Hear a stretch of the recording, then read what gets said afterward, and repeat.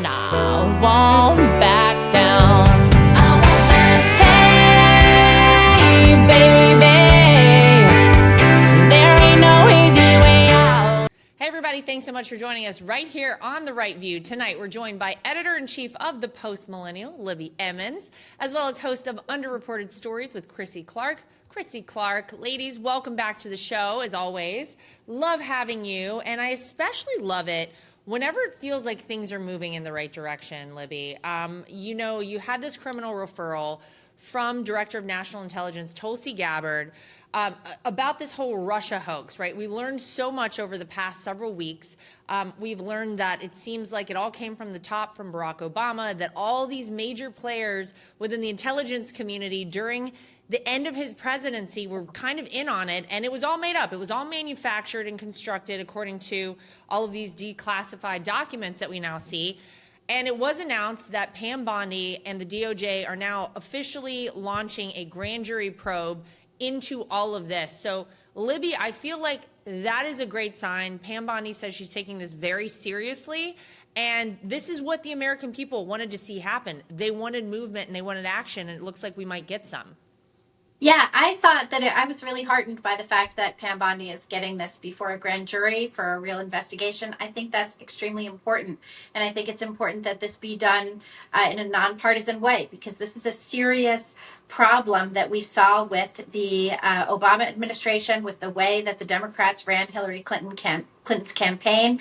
And I think we have to get to the bottom of it. There's been inklings of this for years. There's been books written. There's been, all of the reports about how the Steele dossier was entirely bogus. There's been Pulitzer Prizes, though, given to media outlets for their coverage of this totally fake thing. And I don't think that we have any I don't think that we are at all delusional that these media outlets would give back their awards. They haven't issued corrections. There's been no retractions. There's been absolutely no shame at all to what they have done, to the wool that they pulled over the American people's eyes, and the way that they tried to completely undermine the first Trump administration. And I think it's important that we get to the bottom of this. And I say this as someone who really doesn't like to see one presidential administration prosecute the previous presidential administration. Yes. I'm no fan of that. I absolutely hated when the Biden administration was doing that, and I'm not a fan of this for political reasons, but I think this goes far beyond politics, and we do need to know what was going on. We need to know exactly how Obama was involved, and we need to make sure that nothing like this ever happens again. That's the key. I mean, if you do not learn from history, you are doomed to repeat history, Chrissy. We know that for sure. And a lot of people just wanted to kind of turn a blind eye to this. First of all, we were all made to be conspiracy theorists whenever we said, no, this was all concocted and constructed and none of this ever actually took place. I mean, there's still people out there, by the way, who believe that Donald Trump won in 2016 because he colluded with Russia. It is written right now in textbooks that are in schools across the United States of America. So the damage goes far beyond, anything that just happened there in 2016 and early 2017. It's funny to hear, Libby talk about the media and the fact that they were also complicit in it, because I believe that. Jonathan Turley says the reason that they're not reporting on it right now is because they would all have to own up to the fact that they too went along with some bit of this. How much of it we don't really know, but we should know, because this is about the future of this country. It's not about a presidential administration, not about politics. It's about making sure that this is not how the United States of America operates. And I thought this was interesting too. Tulsi Gabbard finally revealed as well that apparently ODNI staff was threatened to go along with the Obama-directed Russian hoax. She says that they have a firsthand account from a whistleblower detailing their account that they were, quote, threatened by a supervisor to go along with the Obama-directed Russia hoax intelligence assessment, even though they knew it was not credible or accurate. The whistleblower said that there were other nations' efforts to influence the 2016 presidential election in the reporting, but this critical context was omitted from the post-election report. So basically, they're saying that there were plenty of countries. Of course, we know this, Chrissy. This is what happens. They try to get involved. They try to mess with our elections. Generally, they're not successful. And instead of reporting that in this kind of post-election report, they said, you know what, make sure you take that out because we don't want people to know about that. So they were threatened, and then they were forced to take things out. It just kind of keeps getting deeper, Chrissy. Well, that's the overarching theme of what the Democrats have failed to learn is they've always, and Republicans have actually always complimented them for this idea that they have a united front to some Yeah. extent. And that extended into what we now know was the intelligence community and the deep state writ large. There was no ability to speak out in any thoughtful or thought-provoking way. You had to fall in line, be it as a Democrat running for office in New Hampshire or a deep state intel person, that they all had to fall in line across the board. And you made a really good point about learning from our mistakes. Earlier this year, the media just had an entire kumbaya about covering up for Hunter Biden and Joe Biden in 2024. Well, 2020 to 2024, basically 5+ years of covering up for the Bidens. And then now here they have an opportunity to again do the right thing, come forward, admit their fault with the Russia collusion hoax, and yet they're not going to do it. They're not actually learning from their mistakes. They're learning just enough to get people to forgive them and then move forward. And we can't have that. We've got to. People have to feel some pain from what they did here. Maybe not the least of which could be Hillary Clinton. I got to tell you, we all knew that the Steele dossier was nonsense for a long time. I think we knew that.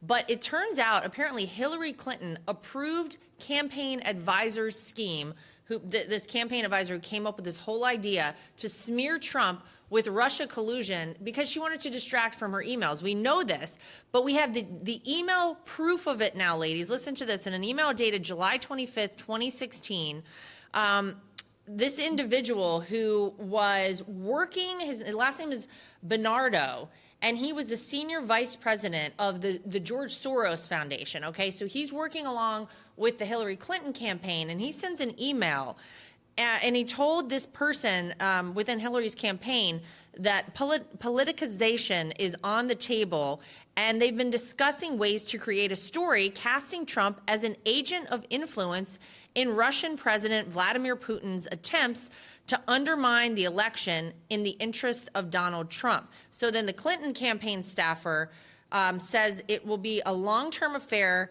to demonize Putin and Trump, but now it is good for a post-convention bounce. Later, the FBI will put more oil on the fire. So they basically concocted this whole thing. They talked about it. They knew that they were going to frame Donald Trump in this. They were going to use Russia as the country that was working alongside of him. And then they're going to get the FBI to put more oil on the fire, Libby.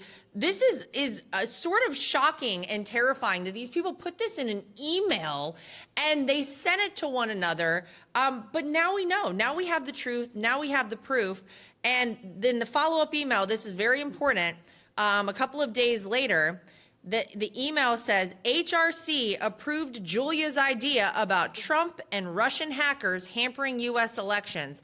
That should distract people from her own missing email, especially if the affair goes to the Olympic level. Wow, Libby.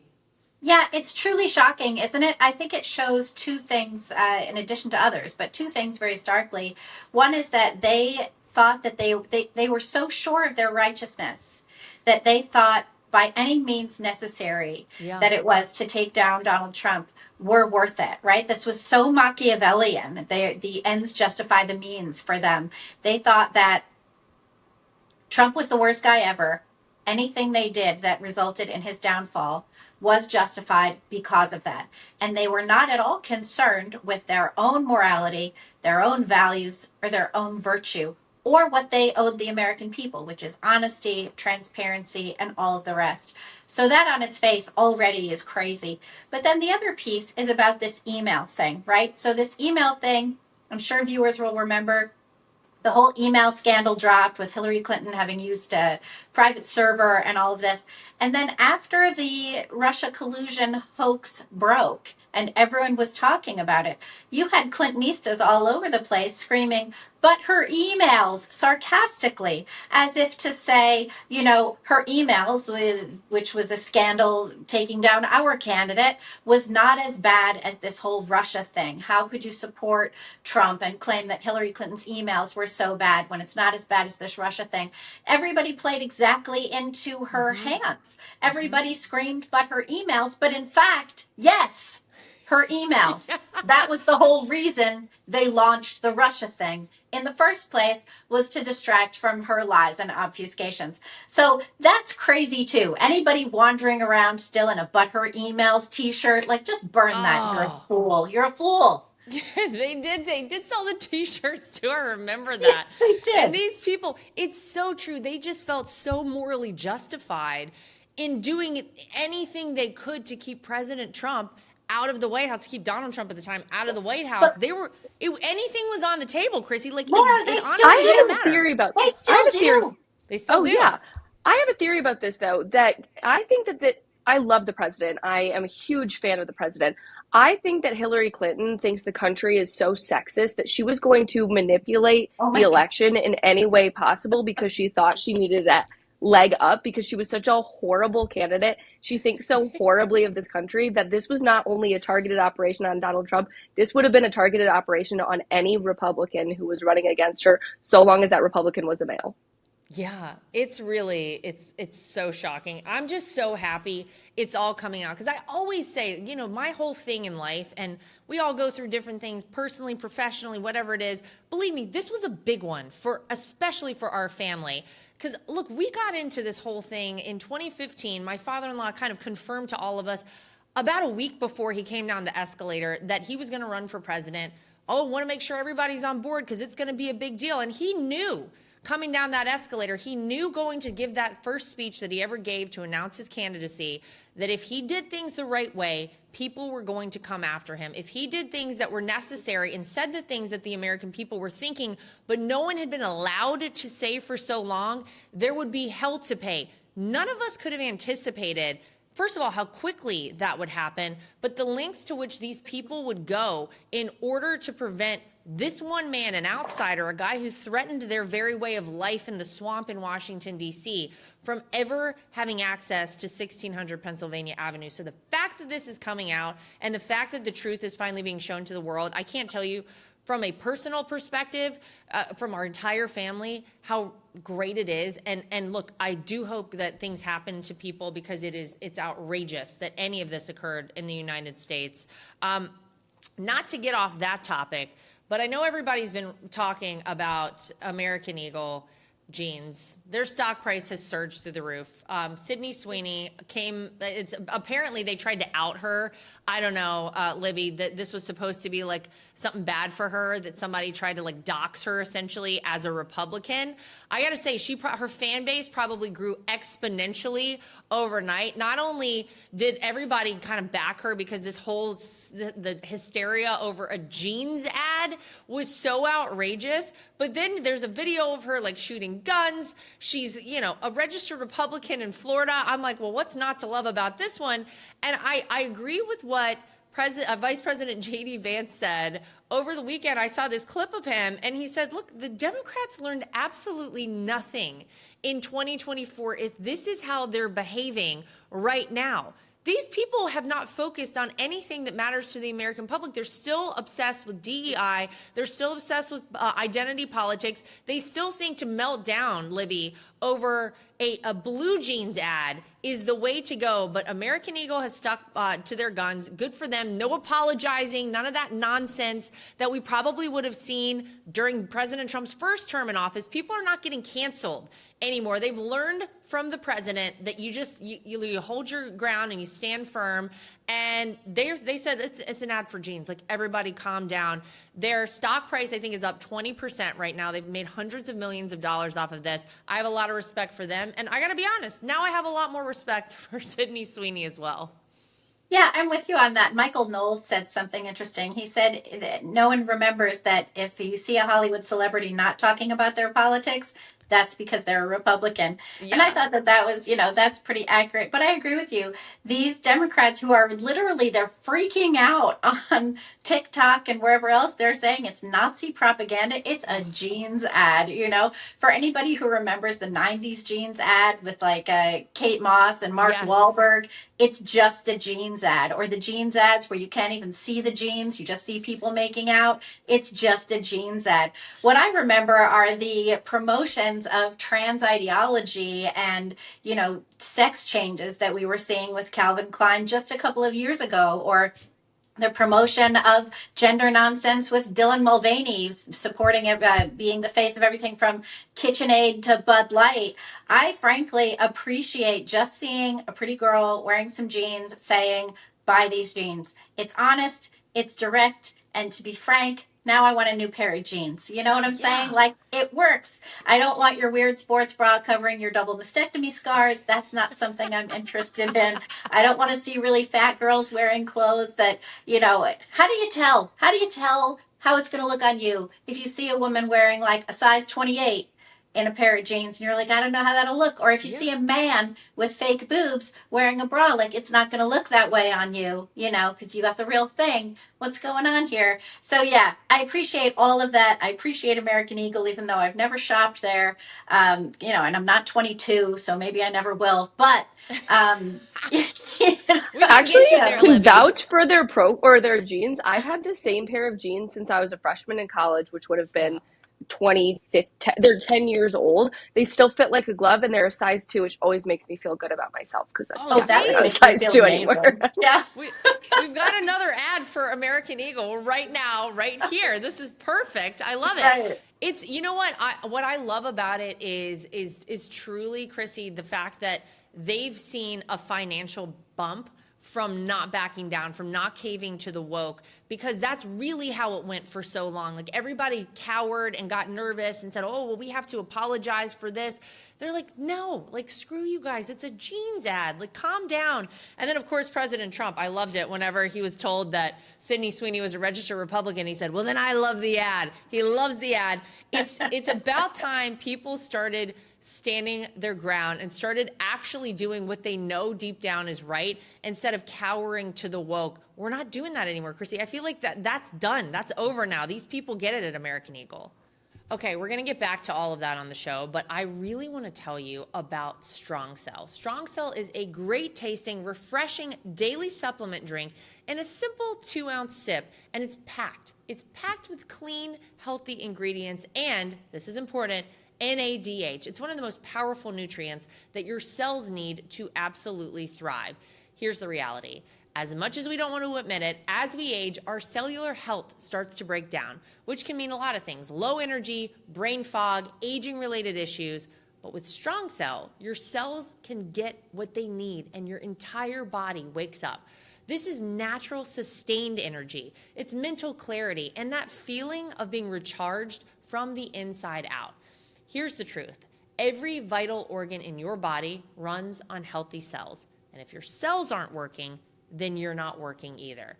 So you need to try Strong Cell. Go to strongcell.com and learn more about how Strong Cell can help you feel like you again. That's Try Strong Cell, TryStrongCell.com, and use discount code LARA at checkout to save 20%. If you're anything like me, you've probably asked yourself, where did all the good family entertainment go? You know, the good quality stuff that used to exist way back in the day. It feels like every time you turn on the TV, you're either cringing or reaching for the remote. And that's why I'm so proud to support Angel Studios, a platform that's bringing back stories grounded in faith, family, and freedom. The good stuff. Films like Sound of Hope, the powerful true story of a small Texas church that adopted 77 foster children, or King of Kings, the inspiring animated hit film that has helped children all over the world understand and better appreciate the life and teachings of Jesus. Something to Stand For with Mike Rowe. It's an incredible tribute to ordinary Americans who risked everything to defend liberty. And the recently released film, The Last Rodeo, a heartland drama about a veteran bull rider who gets back in the arena to save his grandson's life. It's raw, redemptive, and rooted in everything we love about America. Angel's creating entertainment that reflects our values, honoring our veterans, celebrating strong families, and reminding us what makes this country wonderful. And when you join the Angel Guild, you're not just watching these stories, you're helping fund, shape, and share them.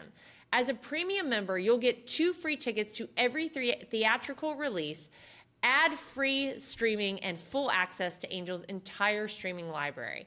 This country was built on values worth preserving, and it starts with the stories we choose to tell. So if you're ready to change entertainment for the better, go to angel.com/Lara and become a premium Angel Guild member today.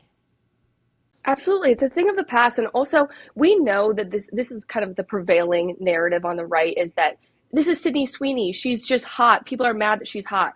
And I feel like a lot of people out there are like, oh, that's really dumbing down the argument. It's really not. I don't know if you guys have seen Dunkin' Donuts actually put out a simultaneous ad that was very clearly rage baiting. It was a very, conventionally attractive man with very good skin. He's tan, and he's talking about being like the king of the summer, and he's got his golden drink and his golden tan, and talking about his good genetics. Literally so much more rage baiting than the Sydney Sweeney ad, but no one said anything because he's a hot guy. But you have a hot girl do the same thing, and all of a sudden it's World War II, because gosh, women are B-words sometimes. Am I right?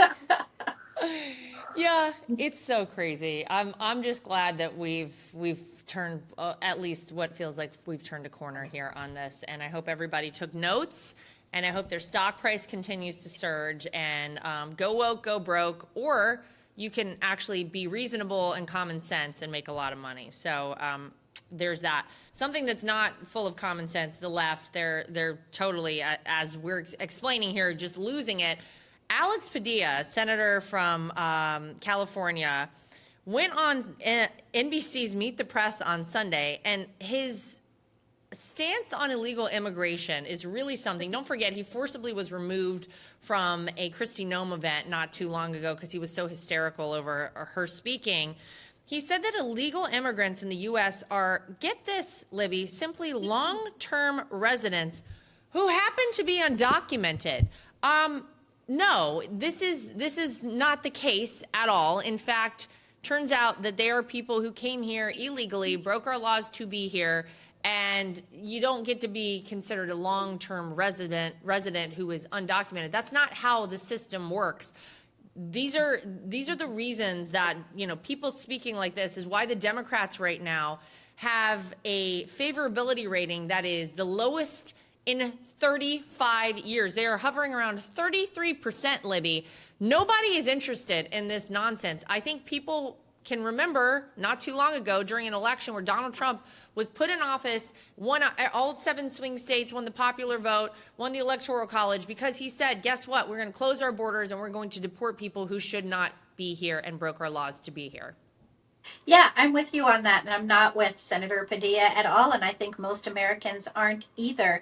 You're not just a long-term resident if you came to the country by violating our laws and then stuck around violating considerably more laws in order to do so. You're not a long-term resident if you came with a certain kind of visa, and then when your visa was up, you just stuck around, and then have to continue just breaking more laws, in order to stay here. That's not acceptable, and that's not okay. And I'm really sick of all of the euphemisms that are used. Undocumented is one of them, or you have some people you had like a GOP rep saying that we should, treat these people with dignity and therefore pass the Dignity Act so that anyone who's been here 5 years or more can stick around with some kind of amnesty. And I don't think any of that is reasonable. I much prefer the approach where if you came here illegally, and you want to stay here, you should go home and come back and follow the law and get here in the appropriate fashion. That's what everybody does. And that's why you have so many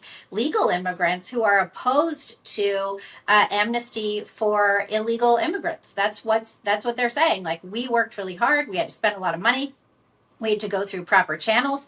It was not easy. And now here we are. If that's what you want to do, if you want to come to the country, you do it that way.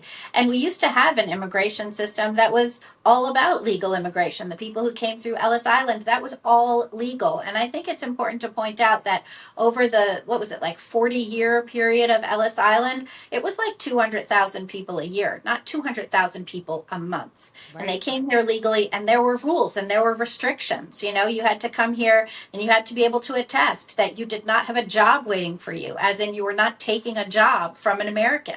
That was part of it. And I think that we need to have rules and regulations for people who want to come to this country. And one of them should also be that you want to be an American. You don't want to come here for all the benefits you can get. You want to come here because you love our culture, you love our country, and you want to be one of us. And then when you do, we have nothing but open arms for you.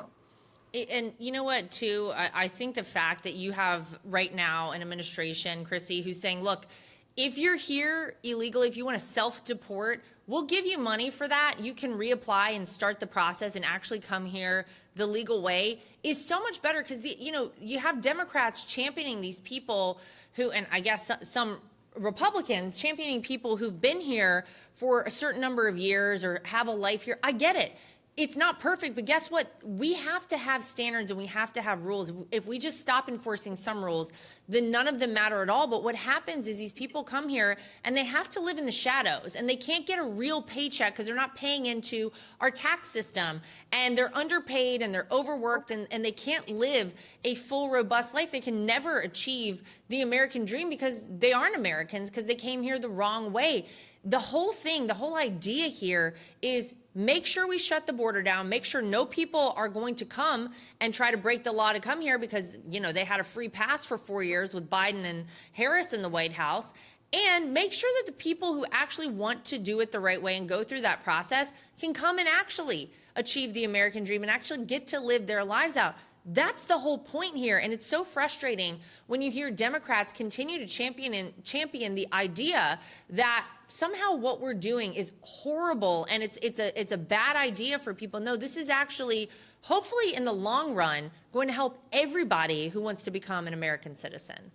Well, their plan is illogical because they admit that the people who are here are undocumented, and simultaneously they then want to say, well, if you've been here for 5+ years, then of course you can stay. Okay, well, where's the paperwork? Where's the verification to prove that they've been there for 5 years? Someone that's been here for 3 years can just say, I've been here for 5 years. Doesn't make sense. And Libby, you said this so perfectly. I am a legal immigrant into this country. My dad came here on an H-1B visa and my family came with, and I'm incredibly thankful because we assimilated to the culture. I live my American dream every single day here in this country, and I'm so thankful for it.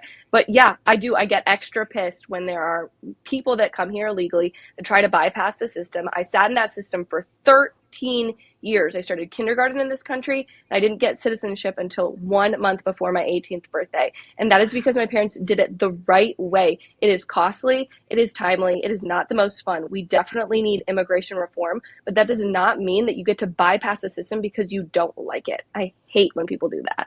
Yeah, well, there you go. Straight out of your mouth.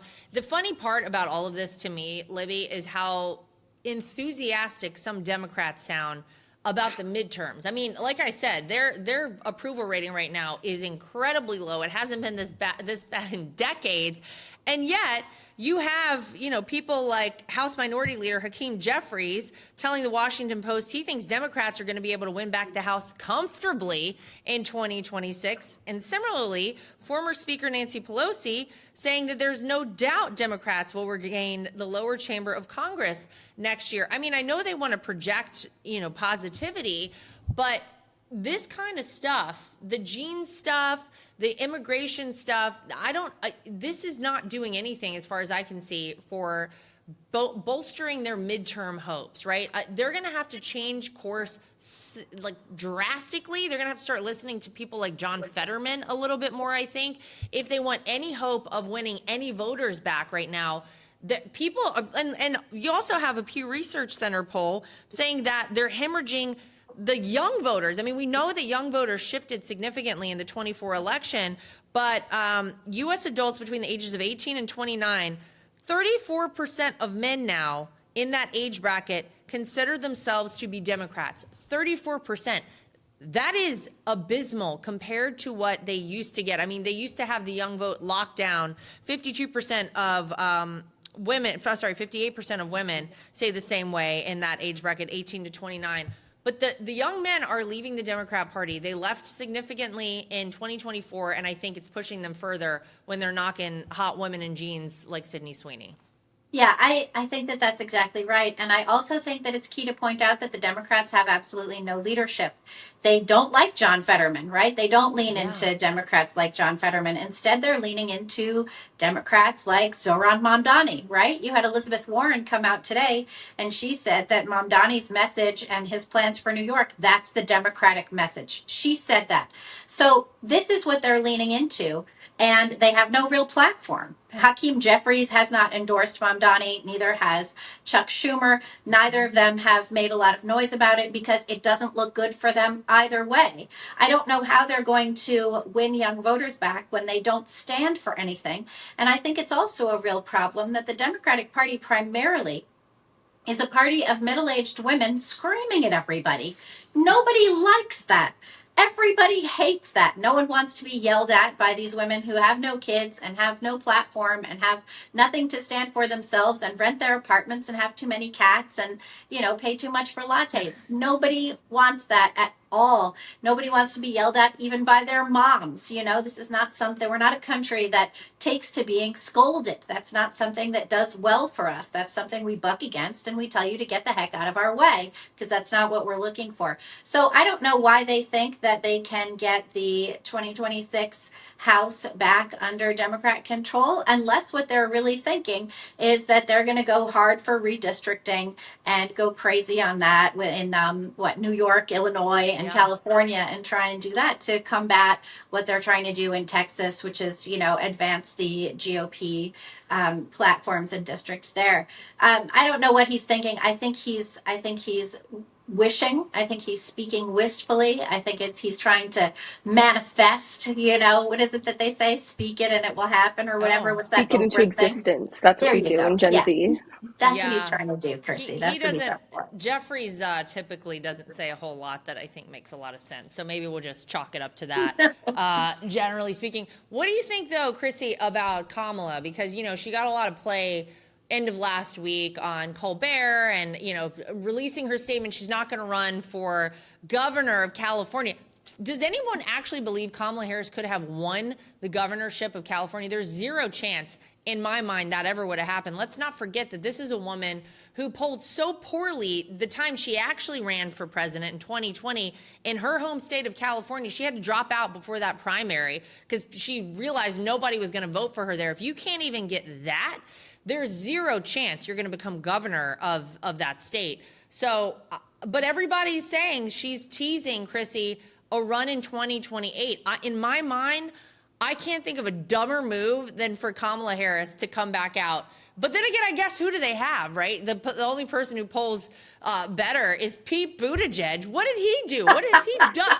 What are they doing? Is Kamala Harris going to run, do you think? I would hope for their own sake not, but for our sake, of course, I hope she runs because easy fodder. I do think that the Democrats are trying something a little bit new because, Libby, you did hit the nail on the head that they just don't seem to have cohesive messaging. The only people that really do have cohesive messaging are the AOCs, the Bernies, the Zohran Mamdanis, just really the crazy psychopaths. And so I think people that have an actual shot, namely in my head, I'm thinking Michigan Governor Gretchen Whitmer. She seems like she could be a heavy hitter coming into 2028. I think they're delaying the time that they're pushing themselves in front of a larger audience, in front of a larger population until the last second to give people as little time to do opposition research as possible in the age of social media. Do I think it's a smart decision? No, because not many people know who Big Gretch is, but we'll see. Let's see if it pays off. Well, it's funny you bring up socialists because the Democratic Socialists of America, which I assume Mamdani considers himself, they recently published a panel discussion from their annual Socialism conference. Can you think of a worse place to be than an annual Socialism conference? I can't think of fewer places I'd rather be less. It featured open calls for the abolition of the nuclear family and traditional family structure in the United States, because they say that the nuclear family, Libby, is an inherently repressive, racist, and heterosexist institution that functionally reinforces and reproduces capitalism. So essentially, they, along with Black Lives Matter, want to get rid of the nuclear family. You see a trend here. You see how this goes. When you abolish the nuclear family, you do so much damage to children. Specifically, it is a horrible thing. You look at kids, who live in one-parent homes, especially without the father. They are more likely to do drugs. They're more likely to end up in prison. They are more likely to get poor grades. All of these things have mental problems, depression, etc. But these people want to get rid of it, Libby. This is crazy. Yeah, I'm with you. This is crazy. It was crazy when BLM proposed it a few years ago, and it's crazy that the front runner for the New York City mayoral race is on board with this kind of thing too. As for the also Omar Fatah in Minneapolis is part of the Democratic Socialists of America, and this is what they want, because if they destroy the power structure for individuals, if they destroy the family, then the government takes the place of whatever piece is missing, right? So the government then becomes your spouse. The government becomes your parent. The government becomes what you rely upon. And as soon as you're relying on the government, you are controlled by the government. And that's what they want to do. The Democratic Socialists cut Democratic because they're just socialists. They want to control individuals. They want to control Americans. And it's also true that they hate American culture. American culture is really individualistic. It's about independence. It's about, having your tight family and making decisions together with your family and choosing what's best for that. It's about growing your own tomatoes and sowing your fishing your own salmon, whatever else. It's about taking care of yourself and taking care of your family. And the socialists want the government to fill that role for you for all time, so that you're constantly growing government and you can never let that go and be on your own. And I think that it's anathema to the American personality, and it's opposed to everything that we really believe in as Americans, and they hate it. They hate America. They hate Americans. They hate our values. They don't want us to own our own homes. They don't want us to grow our own food. They don't want us to raise our own kids or choose what books we read, or any of the rest of it. They're also super in favor of sex work, which I think is just a devastating scourge for young men and for young women. And it's really a shame that they have gotten such a foothold in the Democratic Party. And traditional Democrats should really be ashamed of themselves for having done this, not just to their party, but to Americans, right? I mean, it would behoove us to have two strong parties that are opposed, where you can say, oh, I like this idea from over there. I like this idea from over there. Let's work together and get something sorted out. But that's not what's going on here. And it's really, it's devastating. I don't think we need a one-party system. But with Democrats like these, that's what we're going to get.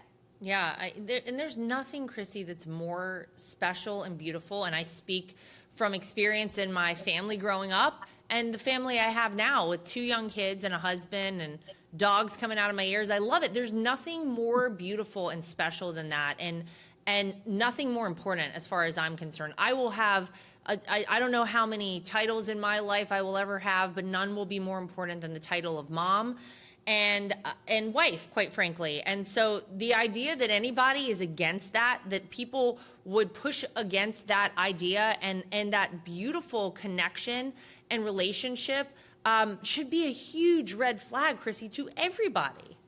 Well, this is the same subsect of individuals who believe that open concept kitchens are also a sexist part of the patriarchy. So I'm not exactly shocked by this. However, I do think I have a little bit more of an unpopular opinion on this when it comes to Gen Z and young people. I do think that we're at a really pivotal point, and thank goodness, finally, I've been screaming this for years. Charlie Kirk just went on Tucker Carlson and really made a fine point of this, that my generation right now, the reason why you're seeing so many democratic socialists is because hyper-individualism has led to this really bad housing crisis, the really bad economic situation that we've been in, for years and years and years. We're the first generation to not have the same economic opportunities that our parents have had. And unfortunately, what I see right now is the populism wing is rising so much with men, and that's why they're headed rightward, which I think is great. But simultaneously, if that economic burden is not fixed by the right, they're going to go and try something dramatically different in terms of democratic socialism, and they're going to flee to the left. That's why you saw so many Bernie bros end up voting for Trump. They're looking for someone to take away their economic burden that has been so heavy on us. I mean, new studies came out that just 12% of people under the age of 30 own a home and are married. 12% used to be 50 in 1950. It's getting really dramatic. And so my warning to people in the happiest of ways is we have 2 years to fix this problem for a younger generation and be less hyper individual and be more focused about our communities, because we need to fix this problem. Otherwise, we're going to have this massive swing that we're talking about towards the right is going to start to turn scary left, not just left, scary left. Yeah, we don't like scary left. We don't like that at all. Maybe Jerome Powell can start by helping us out by bringing the rates down a little. Yes. Maybe that would start us on a right path to help with some of this. Libby and Chrissy, you guys are awesome as always. Thank you both for joining me here. To everybody at home, as always, make sure you like, subscribe, share, and follow. And we'll see you next time for more of The Right View. And I won't back